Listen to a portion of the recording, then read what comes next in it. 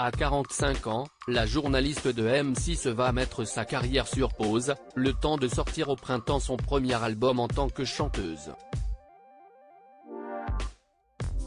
Mais Karine Guillaume-Turam prévoit de revenir en septembre à la télé.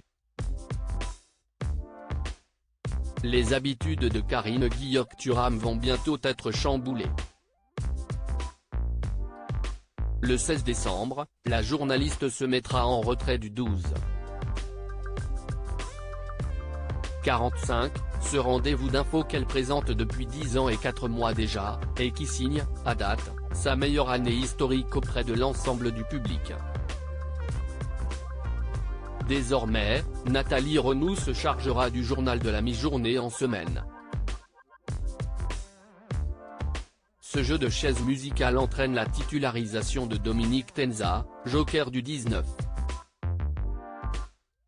45 depuis novembre 2021, que les téléspectateurs retrouveront du vendredi au dimanche.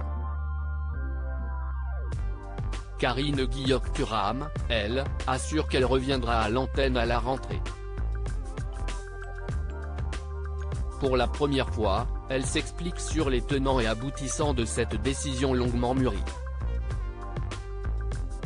La musique est pour moi un besoin vital télé-loisir, durant quelques mois, vous allez arrêter de présenter le 12. 45. Karine Guillaume-Turam, je ne quitte pas le 12.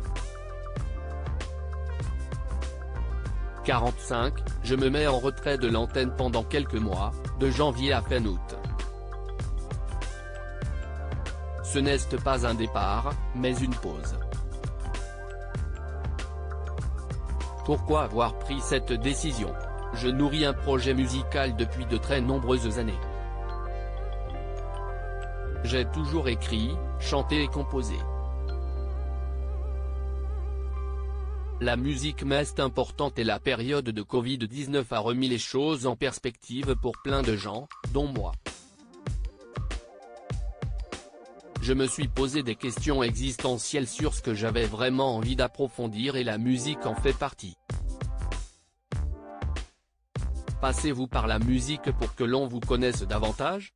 Je suis assez pudique, et pas forcément très spontané quand il s'agit de me dévoiler et de parler de moi. Cependant, la musique ne me laisse aucun choix, elle est pour moi un besoin vital et elle impose de se dévoiler. Votre choix est-il aussi motivé par une réflexion sur votre métier? Non, pas du tout.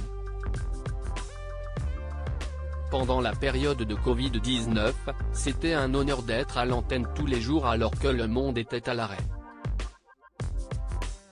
Si est exceptionnel de vivre la même chose que les gens qui vous regardent. Si est un moment qui m'a profondément touché. Et, en même temps, cela a déclenché une réflexion chez vous. Ça a déclenché une profonde réflexion sur le sens de la vie. Si tout devait s'arrêter demain, qu'aurais-je regretté de ne pas avoir fait? La réponse était de ne pas m'être pleinement engagé dans la musique. Fin août, je serai de retour sur M6, je vous le garantis. La télé est un univers hautement concurrentiel. N'avez-vous pas peur de ne pas reprendre l'antenne au moment où vous le voudrez? Je ne me pose pas cette question, parce que je pense qu'on ne peut pas être guidé par la peur. Si est probablement ce qu'il y a de moins inspirant.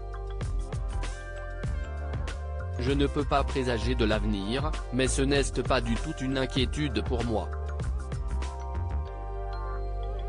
J'ai la chance d'avoir l'appui de la direction de M6. Après, on verra ce qu'il se passera. Et puis, si cela devait arriver, ça arrivera. Envisagez-vous de tout quitter si vous rencontrez le succès? Les choses prendraient peut-être une forme différente, mais je sais que mon histoire à la télé va se poursuivre. Je n'aille pas dans l'idée d'y renoncer. Peut-être sous une forme différente, on en discutera peut-être. Vous reviendrez donc sur M6. Avec de nouveaux projets ? Fin août, je serai de retour sur M6, je vous le garantis. Un jour, un doc reviendra à la rentrée et on travaille sur d'autres projets de magazine. Il y a tellement d'inconnus que ce n'est pas simple de répondre, mais il y a plein d'envie en tout cas. Entretien intégral à retrouver dans le numéro de Télé Loisirs en kiosque le lundi 5 décembre, à lire aussi Ça nous appartient, les rares confidences de Karine Guilloc sur sa vie de couple avec Lilian Thuram, audio.